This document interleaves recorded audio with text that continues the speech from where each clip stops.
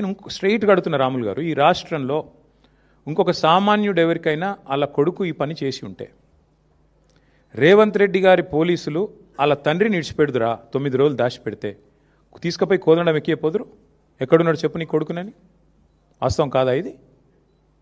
మరి సామాన్యుడికి ఒక నీతి రేవంత్ రెడ్డి గారి ప్రభుత్వంలో కేంద్ర మంత్రి గారికి ఒక నీతి ఎట్లుంటుంది? నీకేం ఆబ్లిగేషన్? ఆయన బీజేపీ అయినా నువ్వు కాంగ్రెస్ అయినా పేరుకి ఇద్దరు శత్రువులు. మరి ఎందుకు ఈ రహస్య స్నేహం ఏంది? ఎందుకు కాపాడుతున్నావు నేరస్తులను?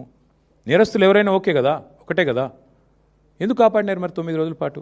చివరికి దిక్కులేక కోర్టులో రిలీఫ్ లేకపోతే, కోర్టు ద్వారా మీరేదో ప్రయత్నం చేసి చివరికి కోర్టులో రిలీఫ్ రాకపోతే ప్రజల ఒత్తిడి పెరిగి ప్రజా సంఘాలు పేట్ బషీరాబాద్ పోలీస్ స్టేషన్ ముంగట ధర్నాలు చేసే పరిస్థితి వస్తే, మా మహిళా సోదరిమణులు మొత్తం పోయి అంబేద్కర్ కాడపై ధర్నా చేస్తే దిగి రాక తప్పని ఒక అనివార్య పరిస్థితి 2 పార్టీల బొండిగా పట్టుకుంటే అప్పుడు బీజేపీ కాంగ్రెస్ దిగి రాక తప్పని అనివార్య పరిస్థితుల్లో సరెండర్ అయిందా అరెస్ట్ అయిందా నాకు తెలియదు, వాళ్ళిద్దరు తెలుసుకోవాలి. అది మాకు బండి సంజయ్ గారితో మాకేం వ్యక్తిగత పంచాయతీ లేదండి, నాకు ఆయనతో ఎప్పుడూ లేదు.